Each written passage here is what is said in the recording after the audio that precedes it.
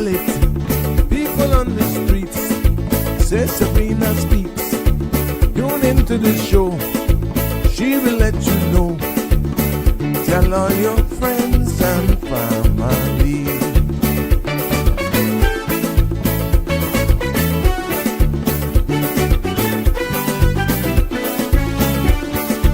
Real talk is no joke. You get the news straight up from grassroots and concerns. You hear some people gone. So tell all your friends to tune in to Good evening, Cayman. I'm Sabrina Turner, and welcome to Sabrina Speaks, your daily dose of clarity, truth, and community insights. Every weekday from 5 to 6:30 p.m., we're tackling the issues that affect you, from national headlines to grassroots concerns. Whether you're in traffic or winding down your day, this is your chance to hear it straight and speak your truth. So buckle up, Cayman. We're not holding back. This is the show. We gotta let you know. Now we got to go.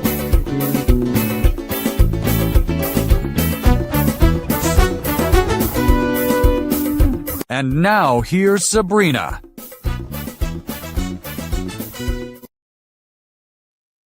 Well, good afternoon, everyone. Just give me a second. I just want to make sure that I get out these links because I know a lot of you depend on these links before I do my housekeeping. But yeah, it's good to be back with you this evening on this Hump Day Wednesday. It's much drier today. There we go. Now it's all gone. Oops, I need to delete this one for everyone. Let's delete that bad boy. Delete. There we go. So I sent out one in error. There you have it. Welcome, welcome, welcome.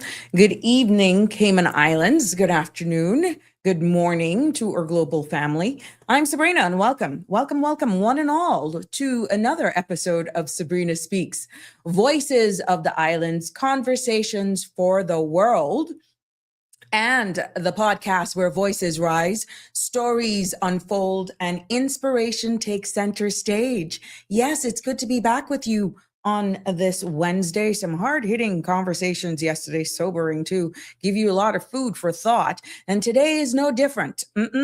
Today's episode is titled Retirement Justice, Bridging the Pension Divide.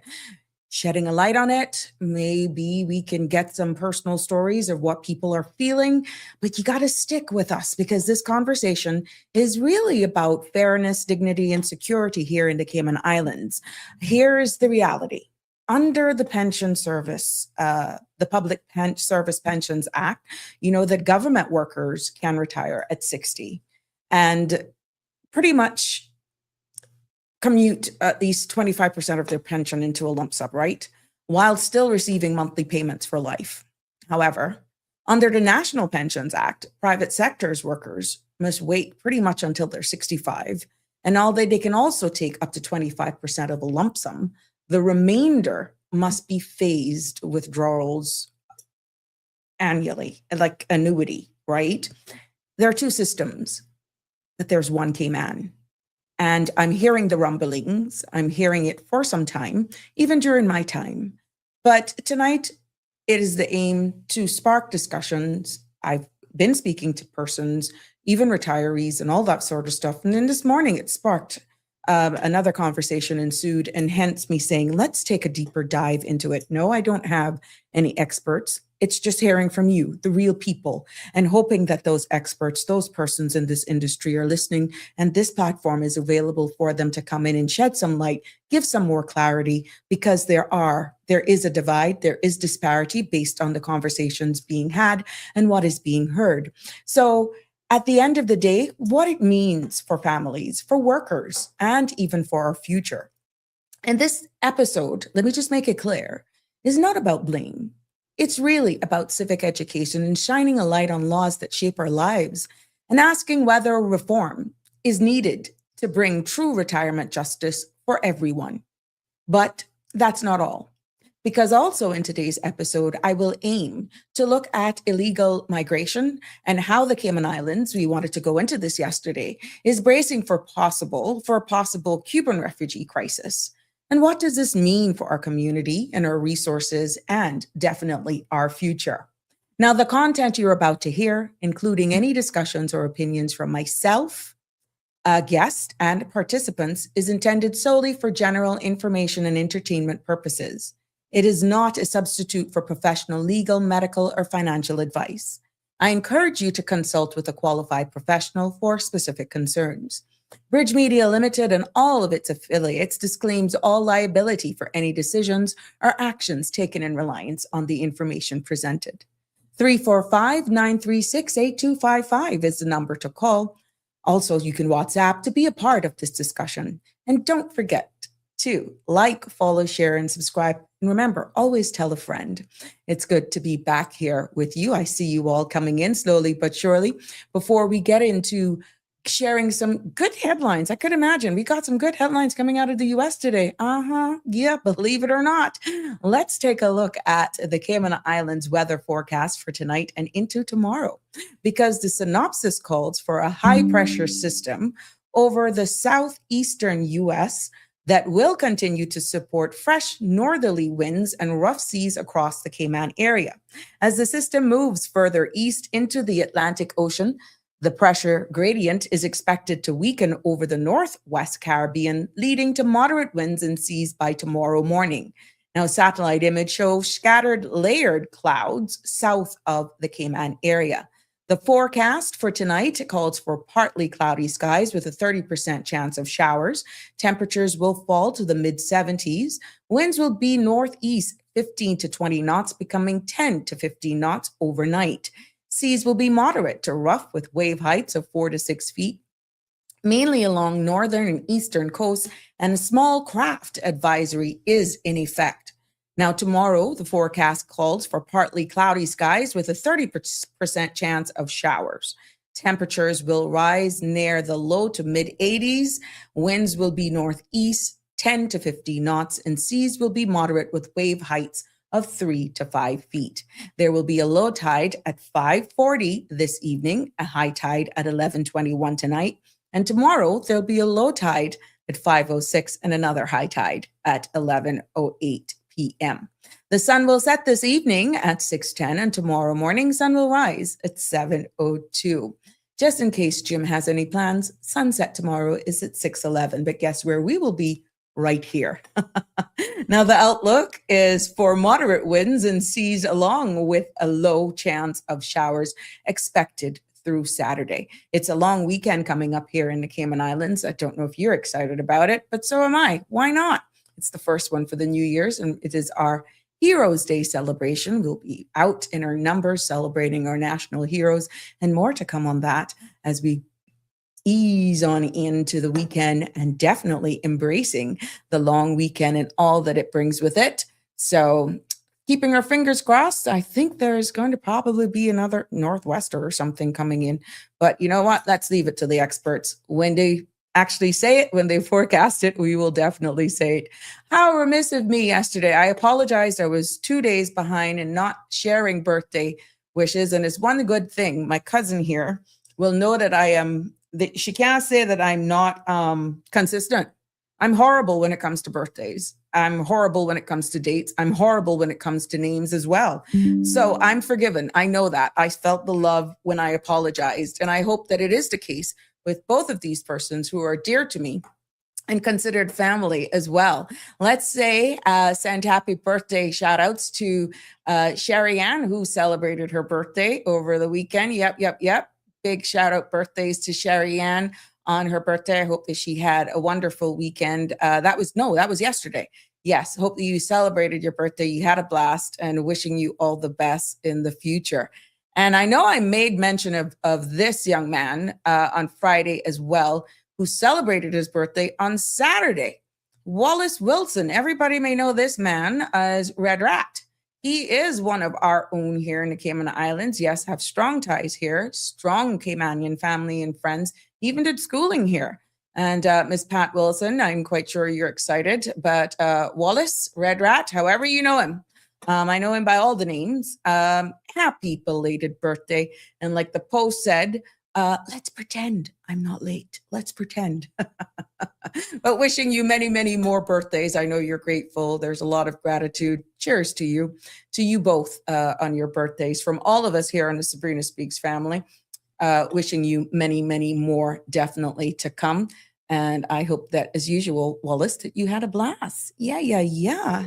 So there you have it. Let's see who's here. Shaka Zulu was first to comment today. That's right. Happy hump day. Yes, good to see you, Shaka Zulu. Damian Henry is in the house. Always good to have our regulars. Everlyn Palm, 6761. Good evening to you, my love. Rosie Rose, how you doing? Hope you're in the new year is treating you well. And to all of you with all of these, whatever these are, hi. Thank you for whatever they mean. See the heart. Love you too. Darlene's in the house. Good old class of 1990 is always with us. Boy, Darlene, you straight up, boy. I love your comments. I read them. I do read them. I read them. You're something else, boy. Never change. The real Michelle is here as well. Hello, everyone. I am still alive. Yay. So even that we celebrate today, even if it's a birthday, anniversary, celebrating life a whole. And if for some reason you're celebrating a birthday and it didn't come on my radar, more than likely you're not on my Facebook page. So that's what keeps me up to date unless somebody sends stuff to me. So yeah. It's not like I'm selective or anything. If you're not there, I'm sorry. I'm not going to see you unless you send it. 345-936-8255 is WhatsApp. If you know somebody who wants to share their birthday with them and you want us to give them a shout out, by all means, send them to me. I'd be more than happy to do the same. Show them all the love we have here as well. Howdy, darling. Mine Connor beat you up. Where is she today? Where is Connie Bonnie? She's a little late, Jimbo. Connie's a little late. Yes. Rochelle is real. Michelle, did you see the email that I posted yesterday? You were asking on the link at the end, I posted Mr. Balika's email. He didn't have a problem, so I shared it. But I posted it yesterday, real Michelle, just in case. So yes, I did. I hope you saw it. So I remembered now that I see you. Yeah, but it's good. It's good to be back with you here on this Wednesday. Jimbo, I know you love this segment, but we got to do the global headlines roundup. Yeah, let's do it. And let's see how quickly we can get it done so that we can just get into the crooks and crannies. I'm expecting you to participate in this episode of Sabrina Speaks. I need your feedback. I want your feedback on this because what's the sense of me just here? People need to hear from you guys out there who may be impacted by this. Okay, no problem, real Michelle, but it's there. I posted it. Now let's take a look at what's making headlines today. And I promise you, this is a condensed version. In the United States, guess what? And I thought this was interesting when it popped up today because Danny is always, and we spoke about freedom of speech. And we're going to do an episode on that as well and just come full circle with it. But look at this headlines that came out of the U.S. today, that the Federal Communications Commission, and I think it's just only fairness in media, has ruled that late night and daytime talk shows must now offer equal time to opposing political candidates. Very interesting, isn't it? Now, this decision could reshape programs like The View and Jimmy Kimmel Live, which have long operated under exemptions. Yeah. So they're setting the lines in the sand. Very interesting, though, but that's a part of what's coming out of the US today. Also in Europe, leaders are debating new carbon tariffs on imports, sparking trade tensions, while rail strikes continue in the United Kingdom. Across Asia, we're doing a dash today. China has introduced tighter rules on foreign investments and artificial intelligence. And Japan is still recovering. Did you know this? From last week's earthquake in Honshu. Yes, they did have one. I saw it pop up. but it's still trending. It's still making headlines around the world. But closer home, we noticed that Caribbean governments, including us right here, and we'll dabble into this, we were trying to get into it up to yesterday, are bracing. But Caribbean governments are, including our own, are bracing for possible Cuban refugee crisis as migration pressures grow. And in Latin America, we know just from the weekend rains, we saw images out of Ratan in circulation. But in Latin America, heavy rains have caused severe flooding in Brazil and displacing thousands of people over there. Now, around the world, the common thread, as we can see, is change and challenge. From media rules to climate policy, even technology and migration is definitely making the headlines. Hey, Marshall, good to have you with us. Connie Bonnie, you're finally here. You're laughing, you brute. How are you, my love? Good evening, everyone. I was on YouTube, Auntie Sabrina, a kinder, gentler world. Just switched over because I needed... Now I see the laugh. Keep eye on Jim. You better keep him, hold him close. Boy, competition is stiff. Competition is stiff.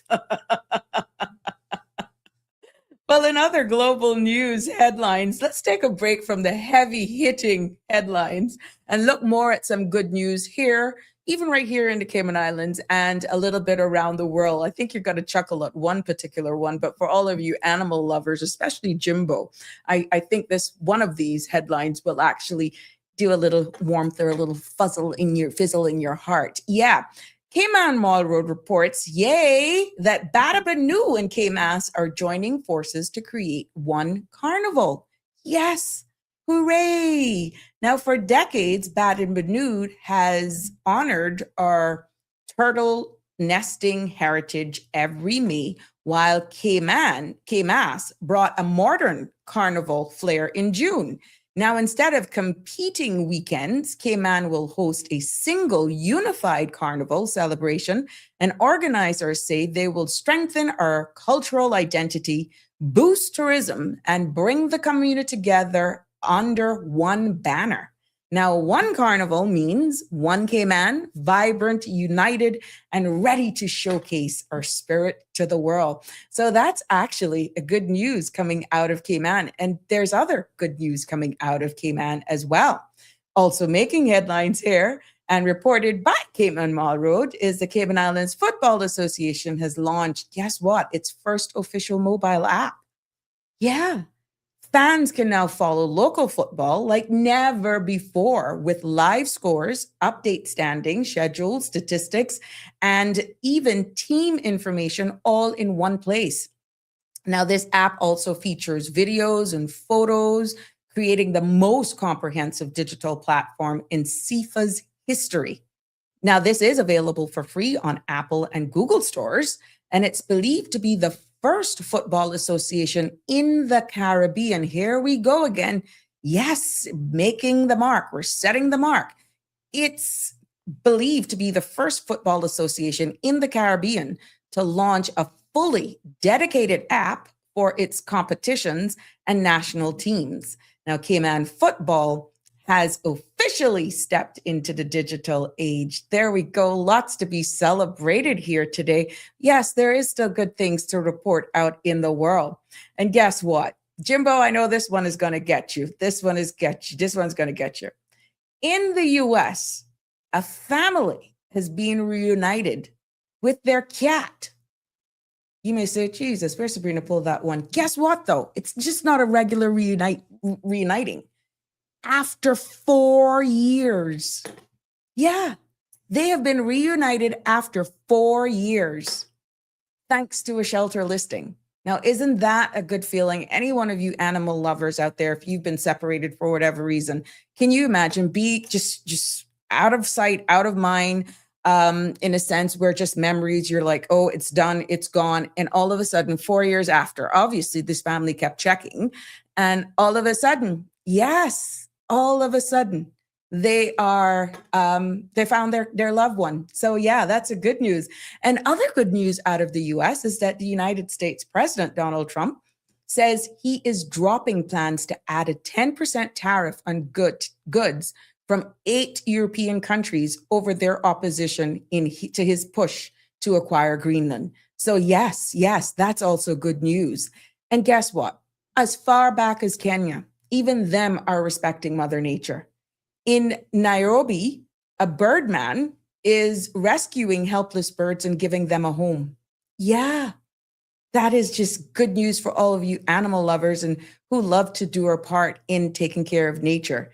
And also, globally, the United Nations High Seas Treaty has come into effect, protecting our oceans while, listen to this, lung cancer deaths among women are declining thanks to medical advances. Now, these stories remind us that progress is happening and there's always reason for hope. So there you go. There are good things to report. Yeah, and I thought I would share them with you today. Real Michelle, is Cayman word about water surge or tsunami from close? Yes, we are, because we're flat. And I think there was a Real Michelle, there was something in regards to the waves and tidal waves because the water surrounding, I'm doing this by memory, so please don't quote me. The water surrounding us is so deep that by the time it would get 4, 5, 6 stories high, pretty much it doesn't get time to build because our waters are so deep. And then we have, yes, the reefs. And but with how things are going right now, Michelle, there is still concern because we are not high. We don't have the highest point is Mount Trashmore, the landfill. But one of the things that God has protected us with is how deep our waters are, that they're so deep it doesn't give it enough time to build. That's what I can recall from a number of courses that I've taken and being involved in the CERT management training with Mr. Boxall, Simon Boxall, who normally do these tidal surges and stuff like that. But yeah, I'm quite sure we can hear more from the experts, but that's one of the things that stand out for me as well. Yep. Hello, and for those of you just joining us, welcome. Even if you're late to class, I'm Sabrina, and welcome to Sabrina Speaks. We are brought live to you from the Cayman Islands every Monday to Friday from 5 until 7 p.m., 345-936-8255. You can call in live. You can send me a message on that number as well on WhatsApp, or you can just message from whatever platform you are watching from. Yes, it is good to have you here with me. Darlene says, Sabrina, can you please read over the job description for the position? Oh, for the governor, the deputy governor, for our next deputy governor. Okay, give me a minute. Jimbo. Yes. Connie, you see, he watching you. Hey, Donnie. Good evening. Welcome. Look at my friend, Carol. You see, do not zoom in. She good. Be good. I know you would love those stories, Jimbo. Jimbo. Yep. It's good to have you all here with us today. Now, I would love in this episode, like I said, in case you all just missed it, to just look and go into the discussion of some of the disparities between government and private sector pensions, because I know that it is now making some talk because people are getting to that. I guess you're seeing the cost of living, the realities, and you're looking at private sector, government benefits, pros, cons of being a civil servant once you got 10 years in, that sort of stuff, and why the difference. This is just based on what research I did. And like I said, I'm hoping that should we have any experts that specialize in public service pensions and likewise the national pensions, feel free to comment. And even call us and give some advice just to dispel some of the things, or maybe you can expound and give more context to this. But again, I invite any participant to call in and share it on this, because there are 2 distinct pensions here. And some questions may ask, why do civil servants enjoy more flexibility while private workers face stricter limits? These are some of the questions that are being asked. Why can't they get these balloon payments without as much restrictions? They're doing the comparison. And the big question is, this is the time right now for reform. Real reform is what is being asked. So later on, of course, once time permits, we'll turn our attention then to look into the illegal migration. With the regional instability, we're seeing where it's talked about even more now in regards to, let me pull that up, Darlene, where there's a risk in regards to these migrations, and people are getting a little concerned. Leaders from around the region is actually voicing their, I guess, fears and concerns. And then we're seeing where, there we go. All right, I got it. We're seeing where some Caribbean countries are actually taking deportees from the United States, which is also posing possible migration issues as well. We don't know how that's going to play out. It's only a matter of time. So Darlene had asked here, for the sake of yesterday that I read the advertisement for the DGs. Sabrina, is it possible for you to have Marco on your show to see if he is qualified political experience? I can ask, but I doubt if he'd be willing to discuss that. Not speaking on his behalf, but I can always reach out, Darlene. But based on your ask, can you read over the job description for the next deputy governor? Okay, here we go. All right, let me just get this off the screen. Hold on. Yeah. Okay, so that is the job description there. And it says clearly at the top, black, bold, deputy governor and head of the civil service.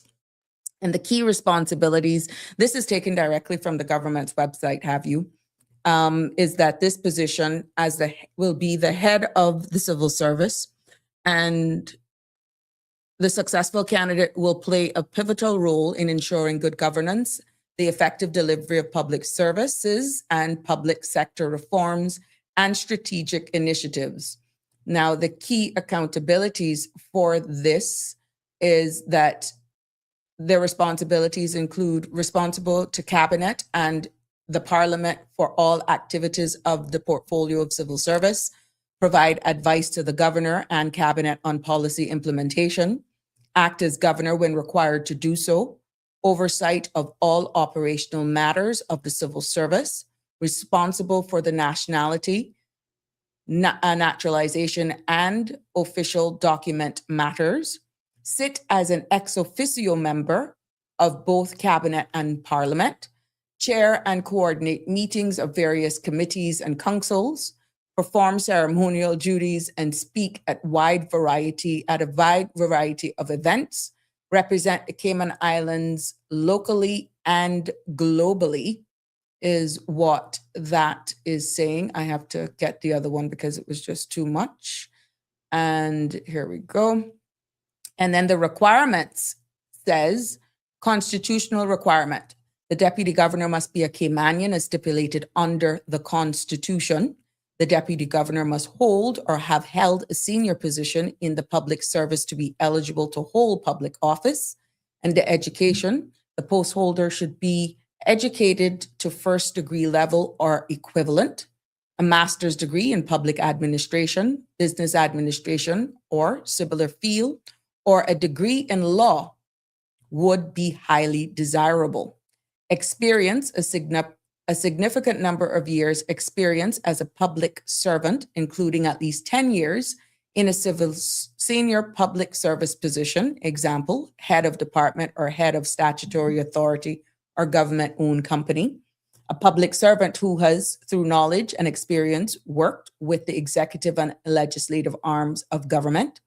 Board experience in and in-depth working knowledge of the government's organizational structure and functions, including budget and financial control and personnel management procedures. Experience of leading a public sector change management process is highly desirable. Proven track record of successful management and leadership skills are further prerequisites. Experience in one or more technical areas for which the post holder is responsible is highly desirable. The skills, excellent research, critical thinking, analytical, and writing skills are necessary. In addition, the post holder must be confident, creative, and be able to display initiative and think outside the box. A proactive approach, an innovative approach to public service delivery is essential. A people person with a track record leading to large teams is essential. The candidate must have a high level of interpersonal skills, emotional intelligence, and the ability to lead, empathize, inspire, and relate to people at all levels within both government and the community as a whole is necessary. The post holder must also possess a high degree in professionalism, integrity, and acute political sensitivity and awareness.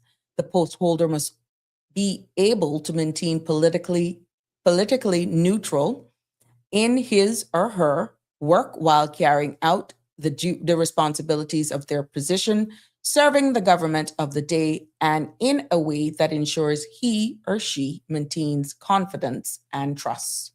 So there you have it, Darlene. I hope that that satisfies your ask.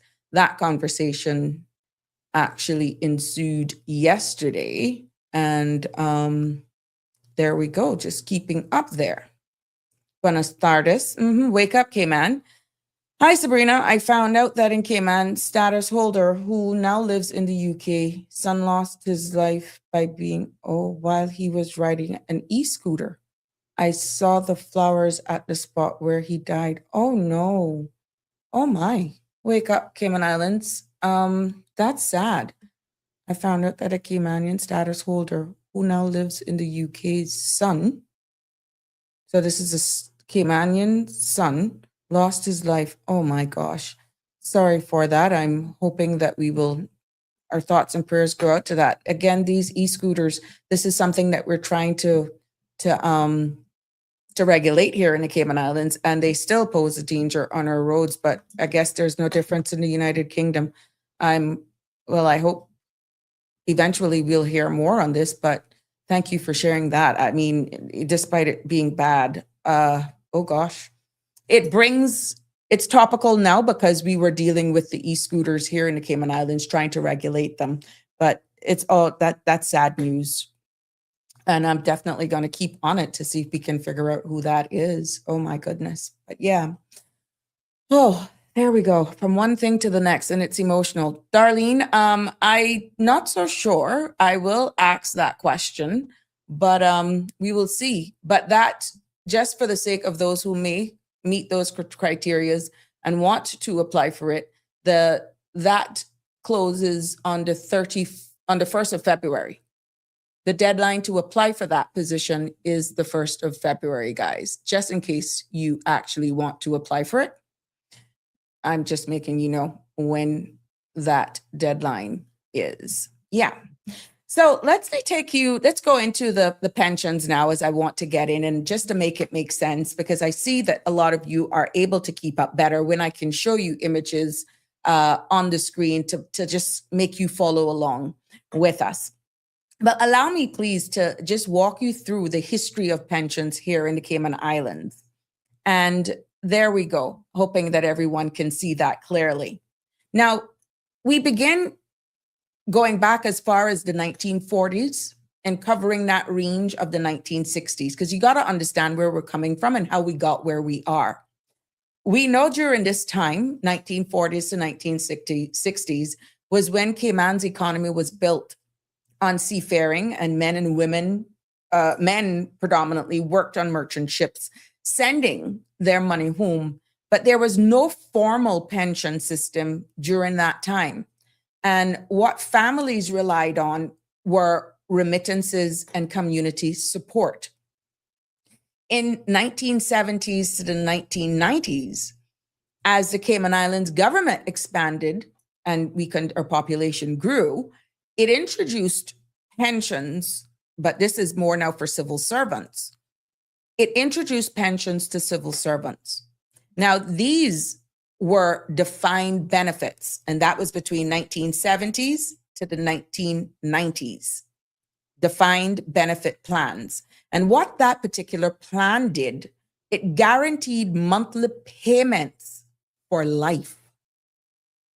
Between 1970s and the 1990s, the Cayman Islands government introduced pensions for civil servants.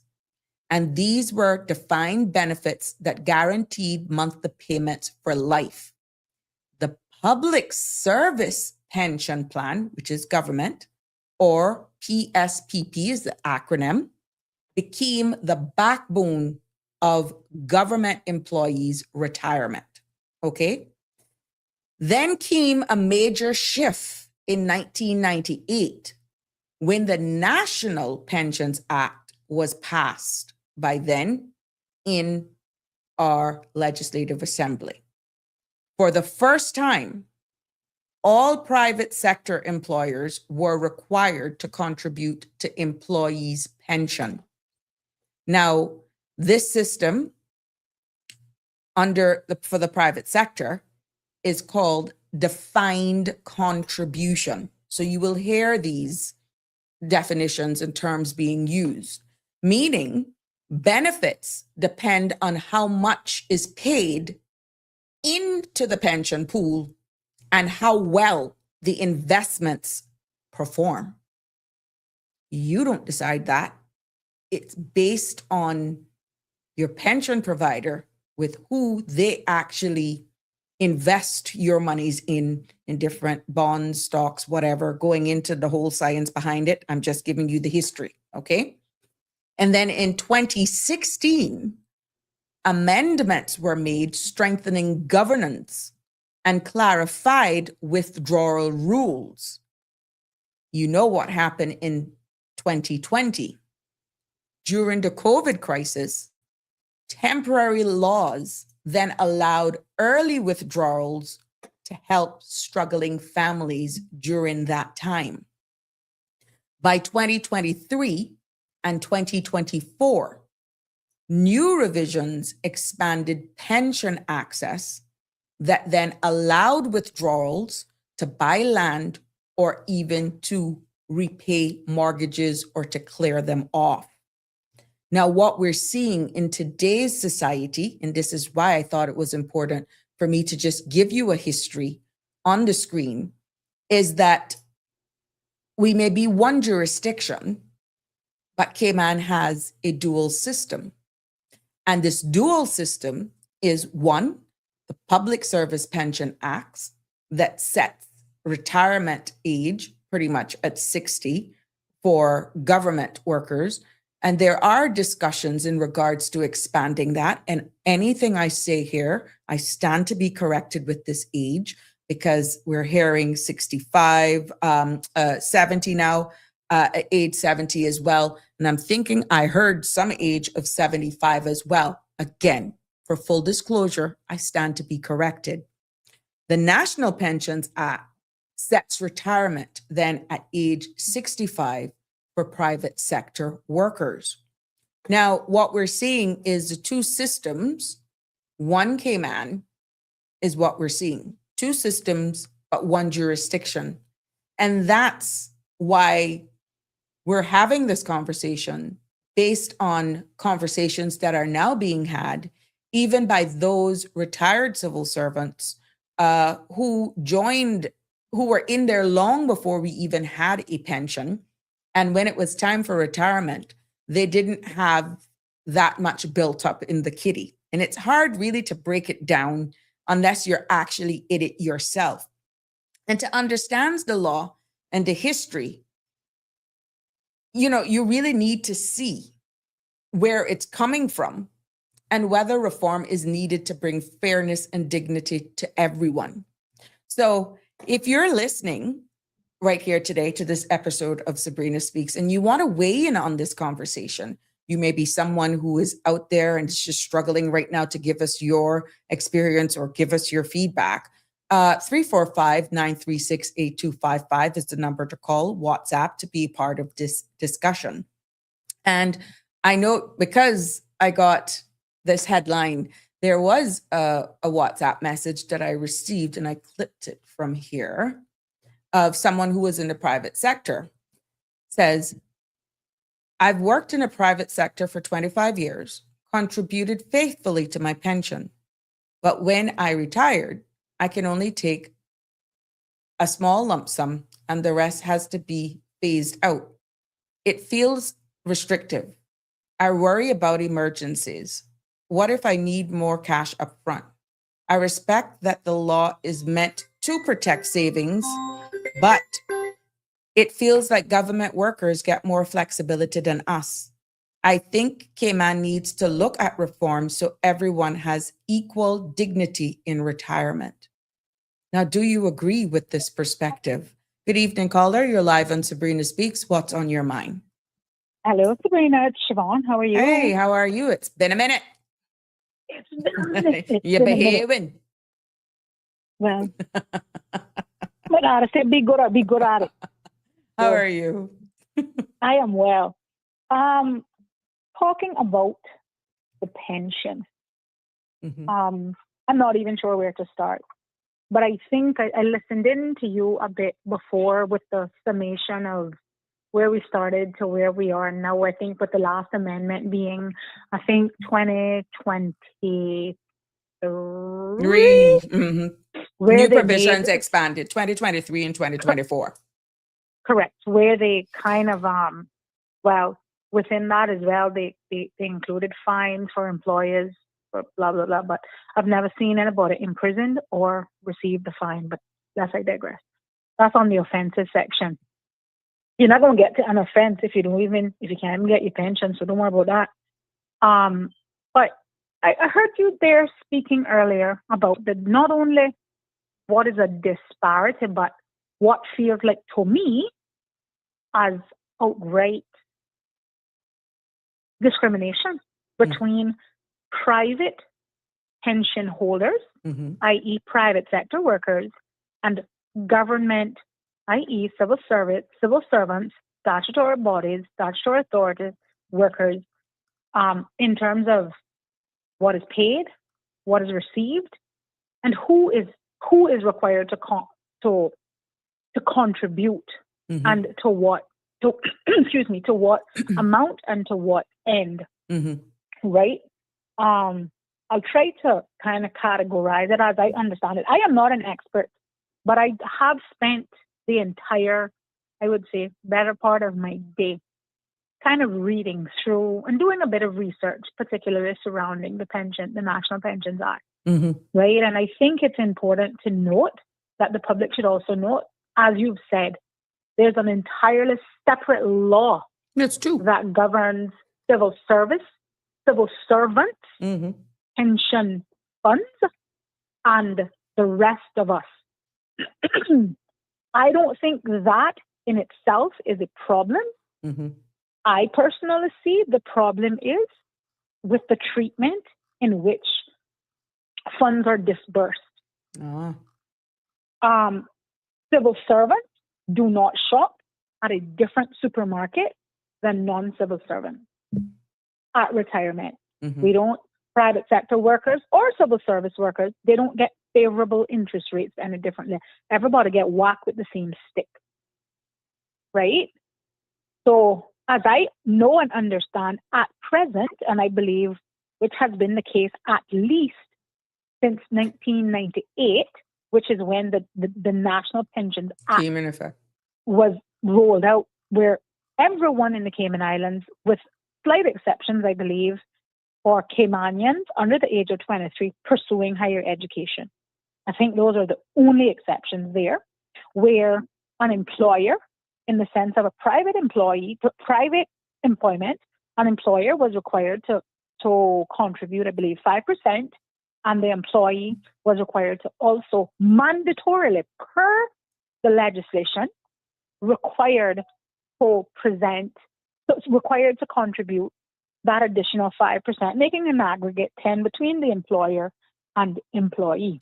Domestic helpers and farmers, those first gardeners were, Save for a few, yes. right? But for the most part, Everybody else fell under it. Everybody else kind of was rolled into that. Now we have civil servants and government employees, civil servants or government employees, statutory statutory authority employees, I believe, and I stand corrected, at least 10%. I believe, just based on a little bit of my research today, it's 12%. Civil servants have a non-contributory health and pension benefit, meaning they pay $0 for health insurance and $0 for pension. Let's slip the health insurance to the side and focus on pension. Well, that's another thing, because that's a total different show. Yeah, that dog and pony show. But anyway, I have on the screen here the disparity between the civil service, which is the PSPP, and the private sector, that shows the retirement age. And again, we can play with these ages because, they're being discussed. And I think the minister is also looking at possibly revising or amend, or even we're expecting some amendments to this piece of legislation as well. We might be got work. Well, we might be got work ourselves to that. It sounds like. But we're waiting to hear that as well. But here's the disparity between the two, based on what research I did in the little time that I did it. And you are quite right. Civil service, once you have lifetime medical coverage after 10 years, and then no medical coverage, must have private insurance for those in the private sector. That hit home to someone who's retired with just already restrictive monthly payments. But you know what? Go ahead. You go ahead. I'll leave this on the screen so it all ties in and makes sense. Well, so if you're a private sector worker, like I said, you're already mandatorily, legislatively required to pay in a minimum of 5%, up to, I believe it's about 90,000 CI dollars. Anything after that would be considered an additional voluntary contribution. So you can tell your employer, let's just say you earn 100,000 CI, you can say, that my pension, I'm not paying above what the law requires. I'm paying 5% of that 90. Your employer must match that up to that. But that 5% comes off the top. That already does not happen in the civil service. If my salary is $1,000, that's $1,000 minus my pension, my 5% mandatory pension contribution. A civil servant earning $1,000 a month takes home $1,000. They don't see the deduction. No. Nothing is deducted for pension. Nothing is deducted for insurance. All of their pensions, and I think it's important to note, maybe they may see it otherwise, and if I have it wrong, I would like someone to correct me. Their government pension is fully funded by the employer, i.e. CIG. There's an argument that, well, actually their salaries are being advertised post-deduction. I'm not sure if I buy that argument, because I believe that the pension and the health insurance are operational expenses that would have never been included in the salary to begin with. That is what the salary is, but I stand corrected if I do not have that correct. Nonetheless, the way the public sees it is, at present, as it relates to the pension, civil servants have a non-contributory pension. Okay? Meaning it doesn't impact their bottom line. Whatever they agree to as a salary to go home is what they take home. That's not the same in the private sector. It is not. At minimum, the private sector is already starting off at 95% of their salary at the minimum for that 5% mandatory deduction for that pension, right? So my employer is also, like I said, paying his 5. So I'm contributing. And at the age of 60, I come to retire. At present, if you have, I believe it is under 250 or 200, I can't really recall, dollars in your pension fund, and at the rate they're pissing it away, we may not have much more than that. You can get up to, I believe it's a maximum of $15,000 per year, which translates into just a little over $1,200 per month. You can get that, I believe it said, in monthly payments, semi-annual payments, or one annual lump sum. there is no lump sum, as in, let's just say if you have 200,000 in your pension, you don't get a lump sum up front. You retire at 60, you have 200,000 sitting there.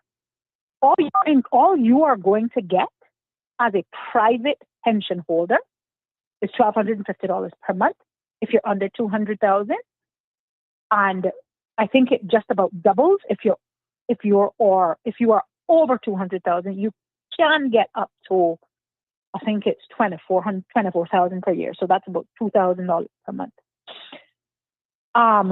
which is very different than what the government pension scheme offers.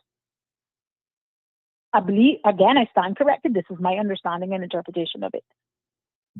At present, when government former civil servants go to retire, they get a portion, a lump sum payment at retirement. I'm not quite sure what the percentage is. I believe it's up to 25%. And then they continue to receive a monthly amount. I'm not sure what that is either. I think it said 112, somewhere there about 25% in lump there. sum for public 25, service. so Up it's a 25% lump sum up front, and then they continue to receive a particular percentage. I think it's, if my understanding of the legislation is correct, 1/12 of the balance. So whatever you have, they will divide that up into whatever X amount of years that you will get per month, right? Representing this 1/12. Will that work out to 1,250? I don't know. But again, private sector employees don't get a lump sum. There's already that, what feels like a two-tier system. CIG contributes 100%. Meaning the Okay? employer contributes 100%. Employer, Yeah. correct. Private sector, it's half and half. 5%, unless you want to do additional contributions. Unless you want to do more. But your the law employee is not law only mandates the employers to do 5%. correct, right? And then we have the lump sum that we're not entitled to.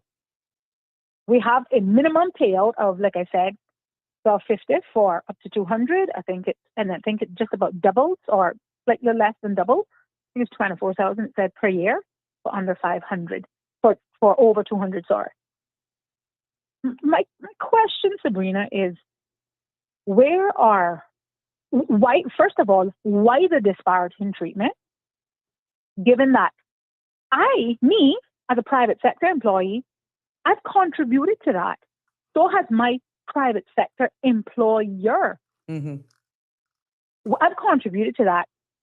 In some cases, the $1,250 per month that they prescribed me to receive, or the one-time lump sum of the 15, whatever, my contribution, which includes my 10% contribution, oftentimes exceeds, or in my case, would exceed the $1,250 per month.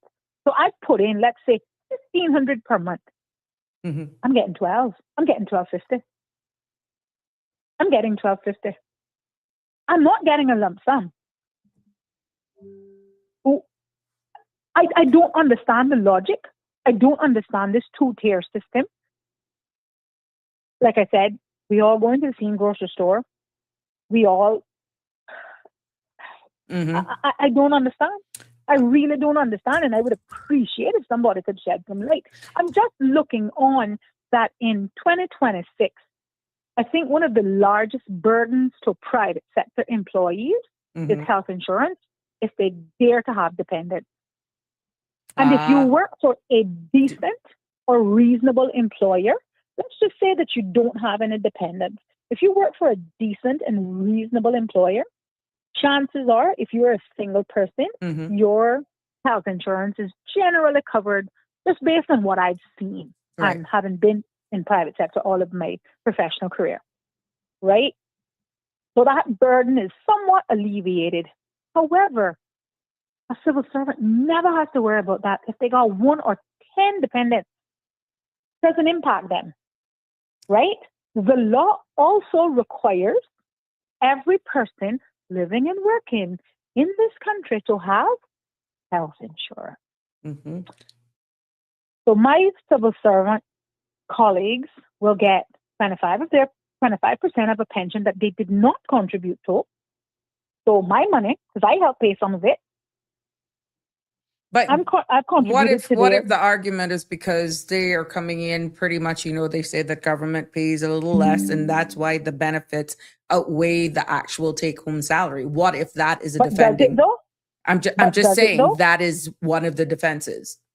And you can scream that until you're blue in the face, but until you actually produce the numbers, then the public has simply your word to take. Mhm. Your word to take. I've seen where private sector jobs and civil service jobs are neck and neck in terms of salary, Mm-hmm. right? And it's still the same In terms benefits of 100%. compensation, and Right. absolutely, and it just comes down to, in sometimes, preference, ability, and your ability to actually land whatever that job is. There's some people who like the security Mm-hmm. of, or what they feel, whether it's perception or real, I don't know, of being a civil servant. However, there are people who enjoy the freedom of being in private sector.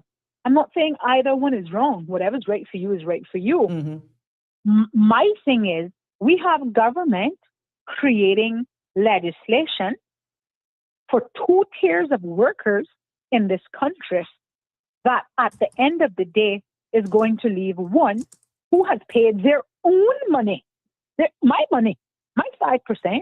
I paid my own 5% into a fund, Mm-hmm. that I'm going to end up per month getting, in a lot of cases, less than what I've contributed. Mm-hmm. Whereas my government counterpart gets 25% plus a monthly payment that could exceed the $1,250 that I would only be entitled to. So what is the gripe? What is your major gripe with what's happening? The mere fact that we have two different structures, because the disparity I would think exists. so. It's two different playing fields. The risk level probably with government pensions is far less than the risk level of what is put together or the rules and regulations around the private sector. But if I look at my pension statement as a private pension fund member, Mm-hmm. I don't even know where my money is being invested. I don't know if it's being invested in war, arms, adult entertainment, OnlyFans, Coca-Cola. I don't know. That information is not available to us. Mm-hmm. We don't know. However, we do know that typically government-run pension funds are less risky, Mm-hmm. right? I would like to know that if I am putting in $10, Mm-hmm. I don't care if you want trade. I should have the option of opting out, of having my money played with. I want to know, at least I know that if I put in $10 a month into my bank account, less $2 bank fee, I gotta have at least $10. Right. I'm not taking a massive gamble with pension providers. I don't know who's back there clicking and ticking, and my money is going to East Jabib and all over. We don't know where these funds are being invested. That's another issue. Well, the oversight, I'm quite sure there has an oversight body that actually looks at these things, right? It would be nice. It would be nice for them to tell us. It would be nice for them to tell us. Mm-hmm. But again, why are the public pension funds different, allowed to operate on a less risky playing field? And if they know that if their pension says that you've gotten $15,000 per year, you add up the amount of years that you've been there, and you say, "This is what I should have." Mm-hmm. I don't have that benefit. I know that I've contributed, let's just say a round figure, $1,000 a month, and so has my employer. That should be $24,000 per year. Mm-hmm. But because the laws are different, that allows them to play and trade with my money differently than the public pension funds, I'm at greater risk by default. By default. There's no rule that says, well, what is the prohibition on them sticking all of my money into a huge loss of a fund? What is my protection? Is there any? The public pensions is protected. I'm getting a little some feedback in regards to from a WhatsApp that says pretty much they're believing that government pensions only gets a lump sum for those people that were under the defined benefit. Remember, that was revised under the defined benefit from the first set of people. And then I don't think that the contribution plan gets a lump sum. The contribution plan gets a lump sum. So pretty much it's the persons who were in earlier, like the first tranche, they will get the lump sum. They're suggesting that the people who came in prior to 1998, correct, would get the lump sum. The defined, yeah. I disagree with that because I know someone. There's other as well, and they're just thinking. They're just chiming in here, but I just want to make sure I include everybody. And they also said that depending on the amount that they have in their contribution benefit plan, then the private or public pension should be able to get a lump sum. And then I think it was something that you said, they said, of course, in some cases, the value of some contribution plans are probably too small to distribute a lump sum. So I guess it all depends on at what point you start contributing. But we're talking more so now Caymanians, are we, just to make it clear, versus somebody who has just joined us here for, let's say, 2 years, 3 years. We're talking about our own people for the context of this conversation and for the example that you're drawing. That's a question to you, caller. Correct. And yes, for me, absolutely. But I'm not trying to exclude foreign workers because they also have protections under the same pension law and blah, blah, blah, blah. I'm speaking about Caymanians who are living and having their being and intend to do so in this country, right? I just want to know what was the purpose of having a two-tier system, right?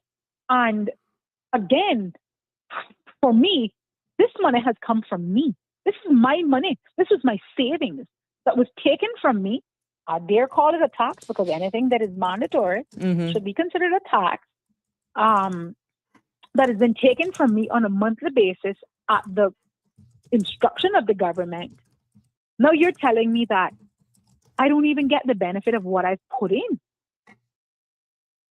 I may not even get the benefit of my initial investment, which is very different, as I understand, with the public pension fund, right? And I thank that person who responded to you, but I know someone who actually joined the civil service as in a statutory body in 2001. In 2001, and that person actually did get a lump sum when they went in. I think she did early retirement, so I think she did like 60 or something. So she did get a lump sum. So again, we were of the impression, I guess, like that listener, that under the defined contribution, that after 1998, then they would be kind of on the same playing field as everybody else. Based on that, based on that person who joined in 2001, right? I can tell you that wasn't the case, and she got paid out. I would say in around 2022. It was I would say after COVID.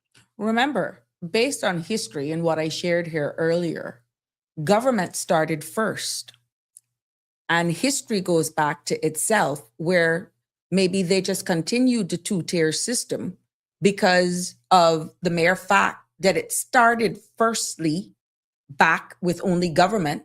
And then we saw later on in 1998, where then it was mandatory nationally. But the big question is today is whether maintaining these two separate systems is fair.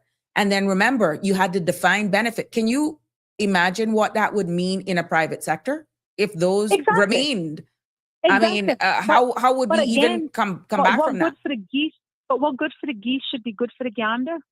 What's good for the geese should be good for the gander. And I dare say that, then I would just like to understand the reason and or the rationale, because I don't see it. I personally don't see it. Another And comment came from WhatsApp as well, which again brings it all in line, that even for core government versus statutory authorities, that there may be different too from the regular core government pension structures. Because remember now, 100%. exactly, statutory authorities are acting almost like private entities. So it's not the same. Remember now, Parliament and has separated from core government. It's two different. Correct. Yeah. So thank you for that. For that WhatsApp message. Yes, because they are different. But the big question, yeah, is that Parliament worth? But it all depends on how long you've been there too, as well, my love. Speaking from experience, nah. It's not worth it. But look, the big civic question, to be honest with you, is whether or not maintaining two separate systems is still fair and sustainable, or whether it should be, reforms bring them closer together with more alignment. Now, going back to this whole defined benefit, that would bankrupt us. We see what's happening right now with healthcare costs. We're seeing what's happening with that. Correct. And just to kind of say that we know what the present day cost of living looks like. Mm-hmm. So $12.50 a month. If you just to throw some numbers out there, $12.50 a month. God forbid if the person wasn't able to obtain a home before the age of 40. They can get a mortgage up to an additional 25, maybe an additional 35 years, right? But let's just go with 25 because right now 65 is the defined retirement age. That person may be up till 65 still paying a mortgage. Yeah. And decides to retire. For whatever reason. And the law actually allows them to retire early. Let's just say for whatever reason, at 60 they have to retire. They still have an additional 5 years left on their mortgage. Let's just say, I don't know, their mortgage is $1,000. How does that person on this $12.50 payout, how does that person survive? Bear in mind, the civil servant would have gotten a lump sum at their retirement. So they had a little bit of change to kind of tide them over and to make, I guess, some provision. That's not the same for the private sector employee. You get that $12.50 a month, like it or leave it. So the big, in addition to, I think what I'm getting from what you're trying to show, and it's really hard without even graphics, that sort of stuff, but I thank you for calling in and shining a light on this, right? Because it's real. It's happening, right? We saw in Public Accounts Committee where even the CEO of HSA, being that executive of a statutory authority, has said the cost in itself, and government needs to consider even looking at all of those persons who have given in the Health Services Authority. And yeah, we're going to go there, Caymanians. Once they're, remember now, that's a statutory authority. Based on their retirement package, the cost of healthcare is actually going to lead a lot of our very own persons, our own people, to DAF. God forbid, with underlying conditions, which is to the heart of what you're saying. But is the time now, has the time come right now that pretty much the disparity exists because of maybe us fearful of actually just trying to do some sort of amalgamation? Forget the defined benefit. We don't that's not even topic for discussion. But what I'm saying, having them more, a little bit more similar, and whether or not just having them under one legislation. I'm not the expert, but with these conversations, you're seeing where persons in statutory authorities, persons working for private sector, who are retiring, and they will probably end up needing financial aid from the government into their to later years with dignity. Is now the time to have the conversation to really look at probably having them more aligned? I don't know. I would love to hear the feedback from those who are in it. If we're not going to, I don't even know what to say. And believe me, I do understand, government may have it structured a little bit differently for a specific cause and purpose and intention. But again, I bring up the issue of health insurance that we touched on, because there's also legislation that makes it mandatory for everyone living and working in the Cayman Islands to have health insurance coverage. At present, the only persons that we are able to truly track and confirm that they have health insurance, I dare say, are work permit holders, because that has to be reported into work. Yes, if you work for a firm or a big four, whatever, that too has to be reported in to a thing. But what about Caymanians who are self-employed? There's a requirement. Who's policing it? Who says that they can afford it? We don't know until they get ill, because under the Constitution, you really can't turn anybody back. And once you're Caymanian and you show up at HSA, which is a delicate dance, they have to render care. They don't have the right to say, I refuse to take care of you. And that was the conversation. Yeah. And that, but pretty much, we have rolled out the carpet. Let me take that back. Anybody showing up at that public hospital, But more so, our own Caymanians, at least if you are a work permit holder, because the law mandates that you must have a medical insurance coverage, you can possibly go to the employer. Well, not possibly. You have the right to go to the employer. And the employer needs to recover the costs. But then for the Caymanian who has none, because what do? They're off the creek. But going back to that, we know the vast cost of health insurance coverage in this country. Again, going back to pension, where health insurance coverage is a requirement by law. How does this? God bless the civil servant that got in under the defined benefit, because they're in the lease are going to have adequate health insurance coverage until the Lord calls them home. That's not the same for private sector workers. But is it sustainable? Is it sustainable nationally? It's not. And I think when you look at the budget and you look at the operational costs of CIG, and I didn't get a chance to look at it in its breakdown or whatever, but go and see.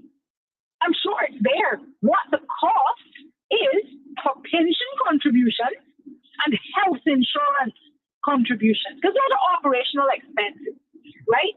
Is it sustainable? I don't know. These costs have to be recovered from somewhere and from someone.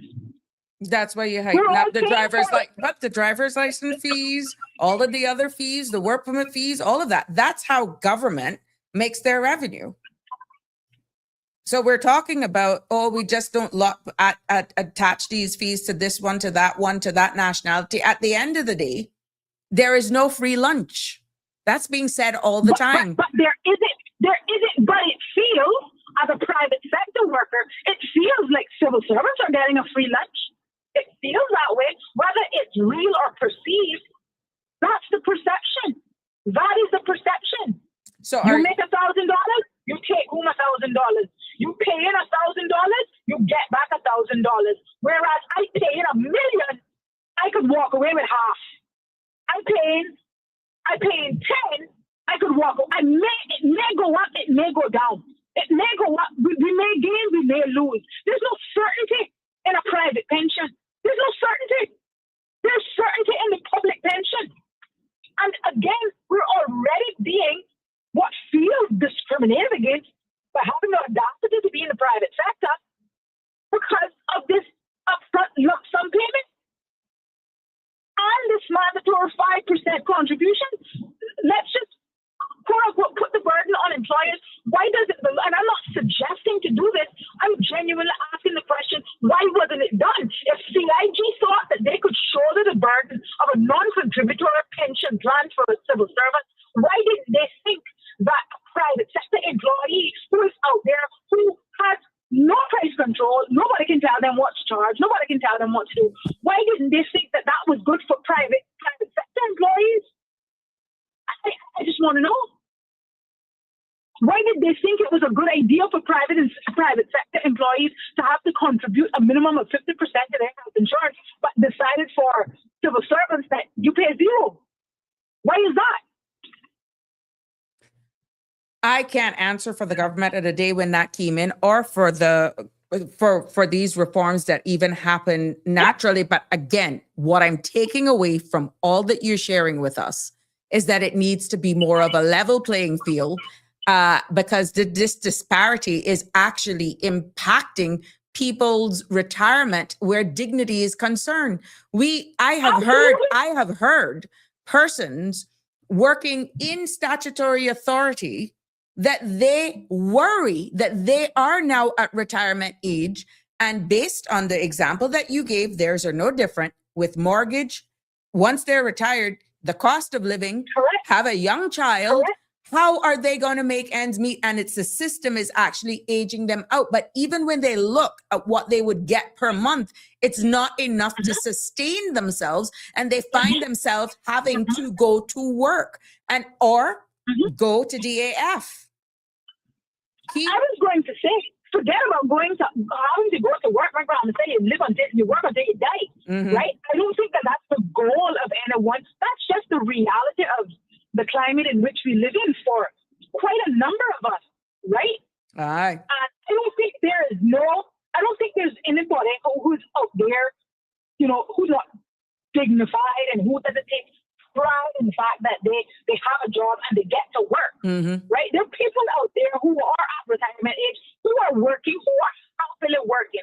I'm not speaking about those persons. I'm talking about persons who have to continue to work because despite receiving $12.50 a month, they have to work to maintain, as an example, their health insurance coverage. There is a comment that came up here that pops into question, and Gina, I could get to you. Migeling says, what happens if you die before you finish draw on your pension and the funds goes to your surviving spouse?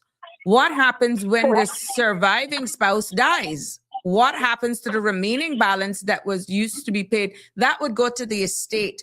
But Magdalene, here we go again. The disparities in the two laws, it's a little different under the government system and for private sector. But what would happen if the surviving spouse dies before whatever remaining balance goes to the estate? And with government, it's a different, the estate of who? The surviving spouse in this case. Original. But that's crazy. That's crazy. Right? So let me understand. The national pension let me understand this now. Let me break it down, right? Because we're talking about surviving spouse. Let me break it down to everybody out there. Me, Siobhan Hyde, I'm paying into my pension plan. I marry James Brown. James Brown. He is my husband, right? I die. James Brown is going to, by law, receive my pension. Fair enough. That's my husband. That's the risk that I take. James Brown passes on, and instead of my pension going to my estate, it'll go to James Brown estate, who contributed nothing. Pull my hair and call me Sally. I am done. They're actually trying to get that from the public sector. I know that there are a number of persons that have argued that. And again, I stand to be corrected. But in regards to the surviving spouse, let me see if I can get this. And this is under the national pensions. Pre-retirement death benefit 39 subsection 1 says, if a member or former member of a pension plan dies before the commencement of payment of a pension, the person who is the spouse of the member or former member on the date of the death of the member or former member is entitled to an immediate or deferred pension, the commuted value of which is at least equal to the commuted value of the deferred pension of the member or former member. Subsection 2 says, the surviving spouse may elect that either the pension is respect of the deferred benefit described in subsection 1, as I've just read, shall be paid to the spouse. 1, no earlier than 10 years before the spouse attains the age of 60, or no later than the spouse normal retirement age under the plan, or B, the commuted value of the defined benefit shall be paid by the administrator to one of the vehicles. The choice of word here is interesting. That's not a car in this case, for one of the purpose specified in subsection 34. So when you go to 34 to transfer, a member of a pension who on or after the 1st of June 1998 terminates employment, who's entitled, no, I think this is who it goes. Let me break down this other section here that I read. Pretty much what it means for the one of the surviving, bottom line, what that section that I read first is that the law ensures that if a pension member dies before retirement, their spouse is protected and can either receive pension payments later or take the lump sum value right there and then. So pretty much if John, let's imagine John was in a pension plan but passed away before retirement, and his wife, Mary Jean, has two choices, the surviving spouse. She can wait till she's closer to retirement age to start receiving that monthly pension payments. And this is under the national pensions law, not government. Or in her case, Mary Jean, she can take the lump sum value of John's pension now and put it in her own retirement savings account. Either way, the surviving spouse is guaranteed to receive at least a full value of John's pension's benefits. I'm hoping that's bringing context, Magdalene. But I thought that was very interesting because that popped up earlier on today. You know what that law also fails to take into account? If that member has minor children, where is the protection for minors? You would hope that they would take care of their children. All I'm saying is, so let me, because this is a real possible scenario. I married James Brown. I've died. I have 2 children under the age of 18 who are minors. James is entitled to my pension, and he ought to take my money now versus later. There is nothing in law that says to protect my children. If they're minors, hold on, and let me go a step further. He goes and marries, he's going to marry you, Sabrina. He marries you, and he dies. Then you got my money that you made 0 contribution to. What about my 2 children? Under the pension law, that's actually how it's worded. And I know that I will pen a personal invitation to see if either one of the private pension persons can come on and explain this to us in another follow-up segment. And I'll also do an invite to our government pension to see if they can come, whether they want to come together or they can come at different parts to just explain it. But I'm quite sure, because of the diverse listenership that we have here and viewership, that it would be good to have them all so you can do the comparison, not to get at either. It is more educating. This is elevating talk. It's about civic, bringing an awareness. Absolutely. To be clear, I've only, brought this to the forefront because I was recently having a conversation with a very good friend of mine who is nearing the age of 60. And I was shocked to learn that in my head, I thought everyone received this lump sum. And we phoned the pension But company. it all depends on and how they much you said, have, where the lump sum is concerned. That's what I'm understanding. yeah, but if you're a private pension holder, And you reach that retirement There is- age, there is a lump sum there that is you no get. lump sum. Yes, it all depends. I can say this because I know there is a family member of mine who got somewhat of a lump sum, and they're getting minimum drawdowns. But to say how much that percentage was, and I just recall it. I don't go into my family's business, but to the best of my knowledge, there was a little lump sum. I stand to be corrected, and they're private. Yeah, But I'll I ask just for don't know. clarity, not that I'll go public with it. But yeah, just to ask if there was a lump sum. I don't know where we're at with this thing, Sabrina, but I think it warrants a larger. I think it warrants a larger discussion. Mm-hmm. Oh yeah. I think it warrants a larger discussion, and because at present, I think we already feel significantly disadvantaged. Mm-hmm. But there's Significantly. obviously a disparity. There is a difference. Huge. But I agree. But if there's a rhyme or reason or a benefit, Mm-hmm. then I think that the responsible person should at least come Mm-hmm. forward and say so, because just based on my understanding, my interpretation of what is written in current legislation, that's not the case. That's not the case. And the perception is that that's not the case. Mm-hmm. And based on what you've said, what you've read, we both have come away with the conclusion that that isn't the case. So are we both wrong? If I'm wrong, I want to be corrected. Mm-hmm. But if I'm right, I want to know why it's that way.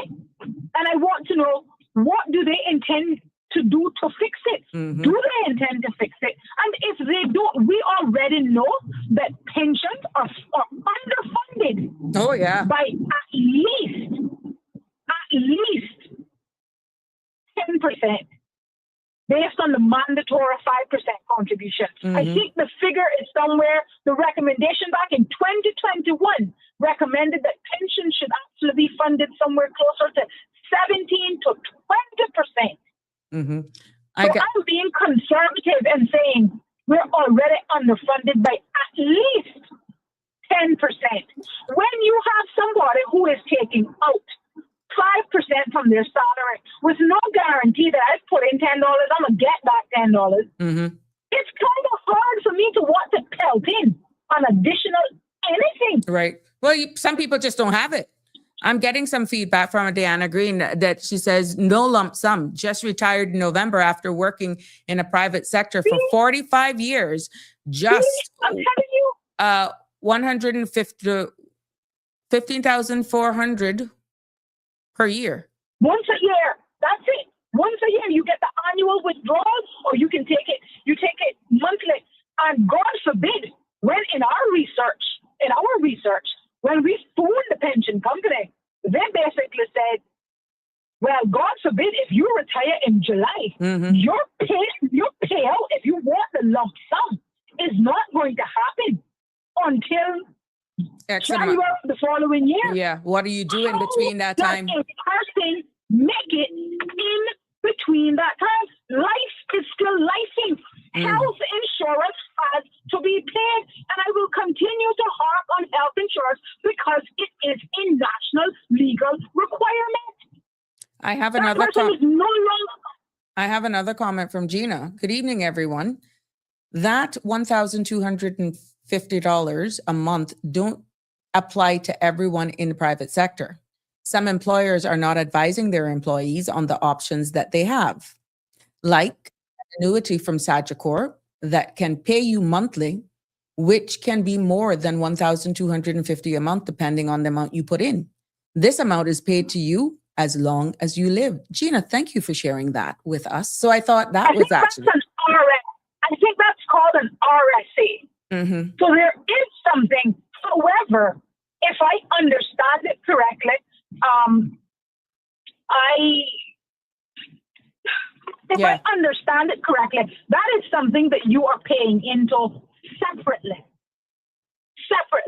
So I don't believe that you have the authority based on legislation to say, I'm going to pay it. So let's just say your employer decides that he is going to, forgive me, Sabrina, I'm just going to use one of the pension providers. Let's just say your company pension fund is a silver thatch.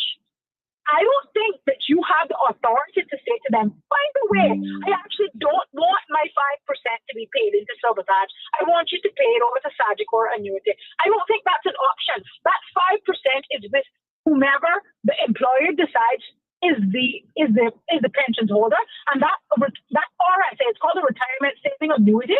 That is a separate fund. Okay. That is a separate fund, if I understand correctly. But I think, Gina, and I stand corrected if I don't have that. So at least for people who can afford to do that, Sabrina, for people who can afford to do that, right? What I'm saying is people are bawling about the 5% coming out now. Yeah. And let's not talk about the massive losses that we're suffering on our pension fund, right? Who is going to, with confidence, pump money into something else?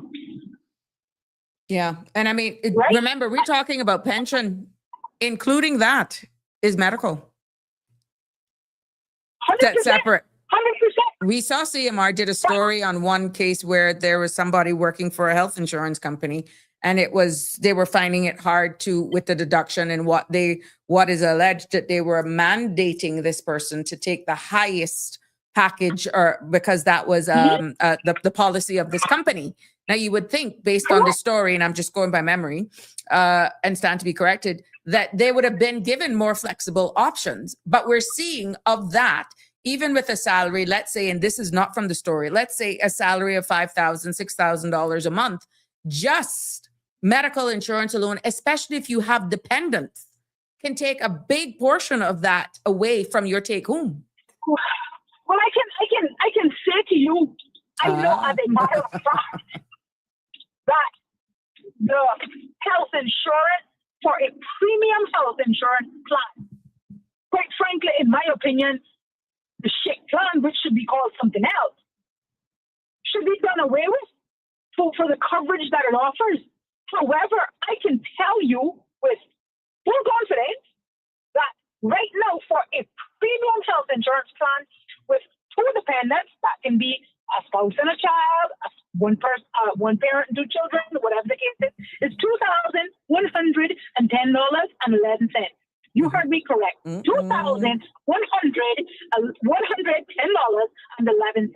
That is the premium in 2026. Things in Cayman don't tend to go down. They tend to go north. So with an income of $5,000, mortgage, light, utilities, just car upkeep and all that sort of stuff,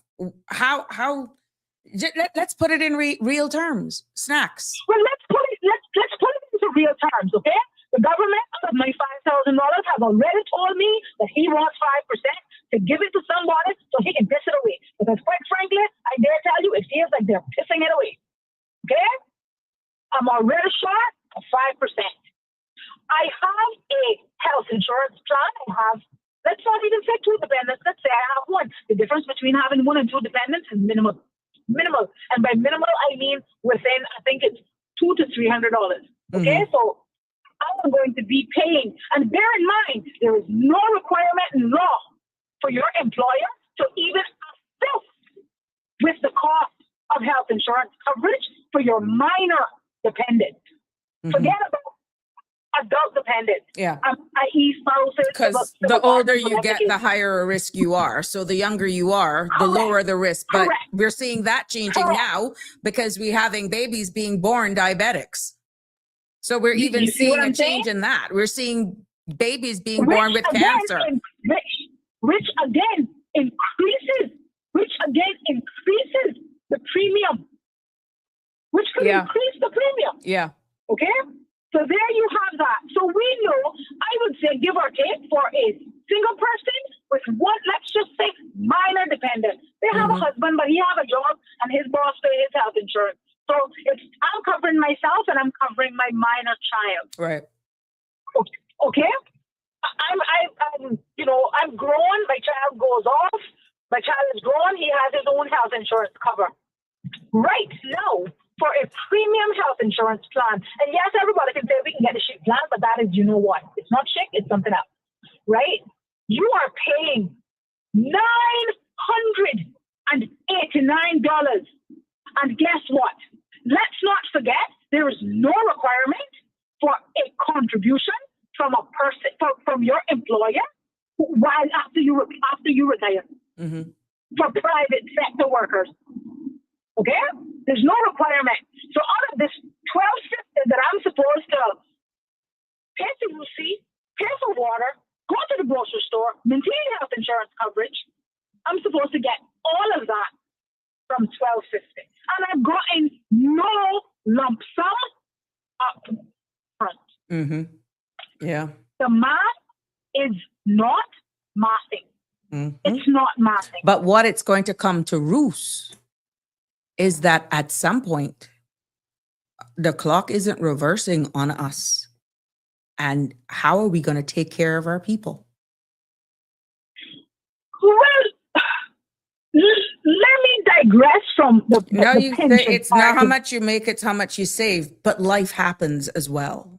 But how you gonna save if you're not making it? Exactly. How are you going to save if you're not making it? We live in a country where we have the second highest cost of living. Do we have a high standard of living? Absolutely. But we pay dearly for it. We pay dearly for it. And I'm going to slip away for a quick second from the pension conversation, and let's talk about the reality of health insurance. Every single person and or family in this country is one health crisis away from being homeless and broke. I tell you that. Okay? Every family. I don't care if you have millions or billions. One crisis could wipe out your wealth. One test. One medication. I saw where a young lady I will not call her name, just a few years ago, whose child was born with a very debilitating form of muscular dystrophy. The treatment was $2 million. $2 million.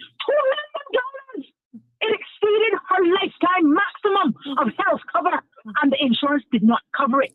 Please what note, about people? You said her lifetime. I don't think people caught that. You only get $2 million. There you go. Your coverage is maxed out at $2 million. And if you're on a private pension plan, a private health insurance plan, you are maxed out at $2 million. Your lifetime coverage is $2 million. Now, I can speak specifically to this. I had a medical crisis in my own family where my copay was $86,000. You figure out what the bill was. Oh, wow. When my copay was $86,000. Okay? So no, we can't take this lightly, and we can't look at this as if, blowing smoke up somebody's behind. We have to do something. And you're thinking, disparities. And what are you thinking that is with the pensions? Okay. Creating disparity in pension payments. What I'm saying is, okay, so maybe a lump sum may afford me, maybe getting a 25% of my pension as a private pension holder may allow me to pay my pension pay health insurance up for the year. And I'll be able to finagle my way into the next year by trying to scrimp and save whatever monthly payment I would have gotten. But I don't think, let me speak for me. And I'm nowhere near retirement age, right? But I'm just saying, how does one navigate all of those expenses that I just highlighted to you? Health insurance being one of the requirements. How do I provide that with the cost at which it comes on $1,250 per month. Either I'm paying health insurance and being homeless, or I'm paying health insurance and not eating, or I'm paying health insurance and living in the dark. That's the reality. That is the reality. At the end of the day, something as necessary as health insurance coverage, you're going to find a lot of Caymanians on the Department of Finance, DFE. No, we're seeing it. NAU. Oh, and they're applying for permanent indigent. Going to be permanent indigent. But what options are they leaving us with? Sabrina? None. And that's why they're applying for it. Yep. Right now, I personally believe that right now, in this current, the way Cayman is set up, the health insurance system is completely wrong for this country. It is completely wrong. Bear in mind, from what I can see, and I've spoken at length to medical professionals, I've spoken at length to insurance professionals on the broker side, on the reinsurance side, and I've also spoken to just the everyday, behind the scenes, processing payments, claims administrators, whatever you want to call them, right? And they're saying, well, this model is really only good for one person, and it ain't the person receiving the treatment. It is good for the person receiving the payment. Okay? Right now, I believe what we have is completely unsustainable. So bottom line, people are not getting their value for money. I got into a conversation just before coming live, and the scenario that was bought, they bought pension, medical insurance coverage for their helper from Cineco. And of course, it's the SHIC plan, as Jim has it, and I'll put it on the screen. And the question was, if that is government, a statutory authority, why is it I'm just paying money in, money paying in because it's mandatory that I have it for the employee. But when they go to use it, God forbid, isn't that money accrued? That was the mindset. And I said no. And they're like, but why? Because they're saying, because the employer was questioning, it's government. Why not? Which is why I will continue to advocate. And no, I'm not advocating for an increase in the price of shit health insurance. What I'm advocating for is for better coverage and better value for money on that plan. The average cost of a SHIC plan is $171 KYD dollars per month. And so please don't have pre-existing conditions like diabetes or high blood pressure. That can be all $400 a month. Help me, Jesus. Yeah. We're not doing that to him, Sabrina. No, we're not doing that to him. At least $400 a month. No. In my case, I have a perfectly picture of health human. Everything is wonderful. They're paying $171 per month. And has to go ends up with influenza B. And I'm telling you about a real scenario that is personal to me. Ends up with influenza B. You know what they're entitled to? One doctor visit per year at a maximum of $400 USD. Yeah. God forbid if they gonna get hospitalized. If they can't buy medication, well, don't eat their supper. Because that's not covered. That's not covered. Right? And so you are paying on average, plus or minus, for a SHIC plan without any. Gives you no mileage. No mileage. Let's call it that. $2,400 per year. And you are at best getting a benefit of $400 USD. Not even KYD. USD. That math is not mathing. You see what I'm saying? The only time that health insurance is beneficial to the person that's using it is if they are in an emergency of sorts. And by emergency, it's very specific, and it's capped at 2,500. There we go. How far can that go? Sorry, not 2,500. $25,000. Mm-hmm. My apologies. It's 25,000. But let me tell you what I know. The most expensive room that you will ever sleep in your life is a hospital one. You understand? You don't even have to get sleep made. Just go lay down in there. So at the end of the day, what are we really doing? What considerations are we making to overhaul the present not only pension but health insurance system for this country, so that government is not going to be left holding the bag? And that's what's happening now. Are not going to be, and Caymanians are not going to be left to languish. Languish is what's going to happen for the lack of proper medical care. I have a person who is very near and dear to me who lost her job a year ago in the private sector, who is diabetic, who is receiving a pension that's 12 something a month, who can't get health insurance, who has too much pride and said, I really don't want to go to NAU because I don't want them in my business. I've worked for 30 odd years, and this is what my life has been reduced to. This is what my life has been reduced to. They shouldn't be ashamed to go to DAF, but I know it's a Caymanian pride. I've seen that. And they're actually, they come to tears just knowing they have to see no other. And then, of course, due diligence has to be done because of unscrupulous acts in the past. The innocent suffer for the guilty. And you literally need to have a DNA test for what they're asking for you to get medical coverage. But that's because of bad actors of the past. And that's fine. But imagine how regressive we have become in a country that boasts the amount of wealth that we do, that years gone by, children had free health care.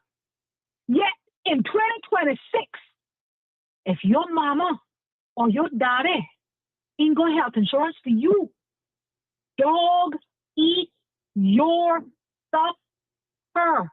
To a certain degree, because the Ministry of Health and Wellness does have a line item that it covers those children. If by any reason that there's also a line item that covers that you ran out of insurance for children, for even those persons, for geriatric that doesn't have any. It is not a permanent thing, but what I'm saying, there are provisions there paid by the Ministry of Health and Wellness. There are line items in the Ministry of Health. Now, what was helping? But look, that's also very finite, Sabrina. Exactly, but that's also very finite, and that is a band-aid. Exactly, but that the mandatory medical insurance, from what I can recall, based on discussions being had, is that the government of the past realized the continued escalating cost in healthcare nationally for our people, okay? So they felt one way of being able to try and lessen that debt being borne on the government is that once parents were employed, that employers were mandated to have medical insurance, they thought that they would have also included their kids. You follow me? Because nationally, the law requires you to cover the law, but because it is so high, they can't. Who said that they can't? You may not be able to afford it. No, the parents, the deductions, yeah. Absolutely. However, your inability to afford it has very little bearing on what the law says. Understood. The law places the onus on the employer to make that mandatory deduction. And that employer can be responsible. But However, only if they're declared. If they're declared. Right. If they're declared. Right? And all I'm saying is, but again, this could all be fixed with a national health insurance, this could all be fixed. Who wants to receive a less, what is perceived to be a less quality of health care? Who wants to be on the receiving end Of less. of anything, to be honest? Mm-hmm. Who wants to be on the receiving end of that, Sabrina? Mm-hmm. And what I'm saying is, you have people who pay into a premium health insurance plan and or the picture of health and go to the doctor, the dentist, once a year, twice a year for a cleaning, and don't have the need to see the doctor at all. At all. And they're paying. I just gave you an example for a premium health insurance plan. You're possibly paying in just for a single person up to $12,000 a year. Well, I see where Jimbo says here, he pays $700 a month, and it's just a step above the shit plan. The shit plan. That's what it should be called, the shit plan. Mm-hmm. And it's just himself, and he's paying as a sole person, excuse me, $700 a month. There are a lot of providers who are offering a mid-tier plan, which is not what I like to refer to as the Cadillac of insurances. There are providers who are offering that, but truth be told, Madeira, they're not much more than the shit plan. Again, value is what you're getting more. after. Value for money. The cost is much more. Yeah. But again, as we continue to see, as you highlighted earlier, God bless them, children, babies being born with cancer. Okay? Children developing all sorts of illnesses at infancy, shortly after birth, born with these congenital things. $2 million is your lifetime maximum. Do you know what it takes to put a person on ECMO, which is a heart and lung machine? Yeah. Do you know what it takes to keep them on it? Do you know the cost of a heart transplant? Do you know the cost of a liver transplant, a kidney transplant? What we have from a health insurance perspective is simply not adequate.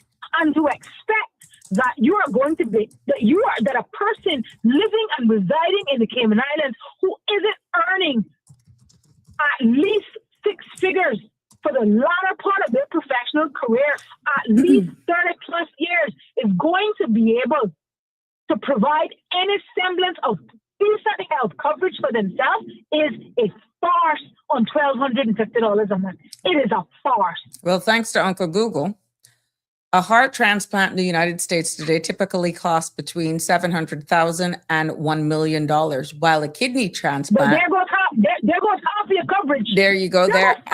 And your lifetime maximum. And a kidney transplant averages $250,000 to $400,000, depending on hospital insurance and the post-operative care.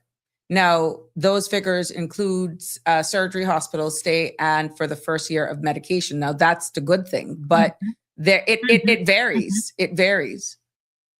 Let's not. What we haven't factored into that is all of the diagnosis. Correct. Treatment. Yeah. That could also eat up. That ranges, the pre-transplant evaluation ranges between $30,000 to $50,000. But what I'm saying is, again, that's a separate expense. I'm talking about everyday, run-of-the-mill people who have a cold, who do blood. Listen, sweetheart, I know what health crises are. And I know what the cost of those crises are. And I just, for the life of me, and I'm not throwing this at the feet of this government. This should have been at the feet of governments moons and moons and moons ago. Okay? Because this is not something that's just started. This has been something that has been ongoing. You understand? Right. And it's only continuing to get worse as we see the cost of healthcare continue to skyrocket globally. And we're looking at the reforms that is desperately needed. As it started off, was this the leverage then of making our pension laws be more aligned with the public sector? Is that going to give you a little bit more money in the pocket? This conversation has to continue, and I'm hoping that I will get someone from the private pension sector and or both from government to come on to just break it down in layman's terms. We're not getting at you. We're not here to, we just want to educate the public, because we hear from this very emotive conversation. Thank you for sharing your personal experience as well with us and your feedback. But we all are here to learn. And we can dispel a lot of myths out there if we just bring it out and have these open discussions. I think so, but I mean, again, why I chimed in when I heard you speaking about pensions is I want to know what's the reason for the disparity in payouts and treatment, whatever you want to call it. Why is that way? Maybe they never rebound from history and they just continued. And like you rightfully said earlier on in another statement, Band-Aid, Band-Aid, Band-Aid. And then here we are now. But is it? Yeah. But at the end of the day. And it's not sustainable. Exactly. Exactly. I dare tell you, the only people that seemed to have a sweetheart of a deal were the people who were the first tranche. The people who were smart enough to be born and employed in the government before 1998, I got going well with my parents to figure out what were they doing. Anyhow, we're reaching the end of our show, but thank you so much. Can you wrap it up for me? But yeah, so I mean, again, I will make the same plea that you made. So the powers that be, maybe the national pensions, DCLP, whatever they call themselves, somebody to shed some light so that the public, I hope I'm not the only person who this bothers, maybe, and even if I am, I would like to know. Mm-hmm. Even if I am the only one, I think we deserve to know. I think we deserve to be able to understand. And I think people deserve to know the true position of what their finances will look like post-retirement. Right. We already see where we are in terms of where cost of living is, where we're heading, your current expenses, and dare I say, things do not decrease. They increase in terms of cost, and the cost of providing that service will undoubtedly increase. What is the government doing to either bring things in line with it or explaining to us why? I'll leave you. Yeah, thank you. But I'll leave you there. Thank you so much, Siobhan. Jimbo says, thank you, Siobhan. Thank you. And they're asking for us to continue this topic at another night and time. So definitely. Thank you, Siobhan.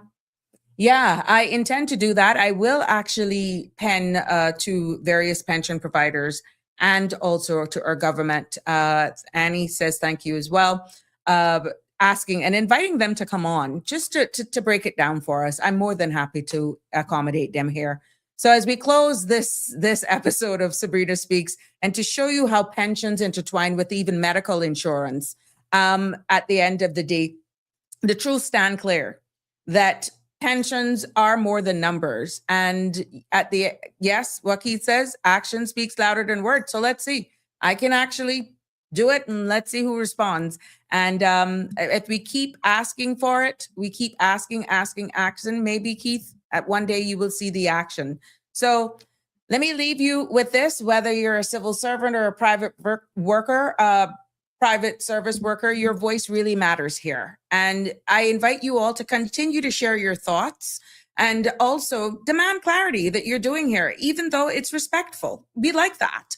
And let's keep building Cayman, where every worker retires with dignity. That looks as though it's fading in the sunset, but no, it doesn't have to be that way. Until next time, please, I implore you to be safe on the streets. Let's stay united. Let's continue to stay informed and also stay in power. Until tomorrow, love you lots. Take care. Have a good night. That's a wrap for today's edition of Sabrina Speaks. Thank you for tuning in and for being part of the conversation. Remember, the dialogue doesn't stop here.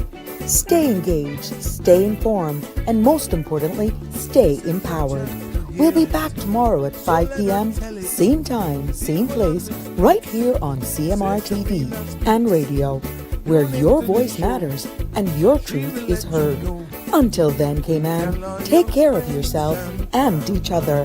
That's it for today's edition of Sabrina Speaks, where your voice matters, your story counts, and your truth is always welcome. Join us weekdays from 5 until 6:30 p.m. right here on CMR TV as we dive into the topics that matter most to you. Catch the show live or on demand at cmrtv.com. And don't forget to follow us on Facebook, YouTube, and Instagram so you never miss a moment. Until next time, stay informed, stay engaged, and always speak your truth.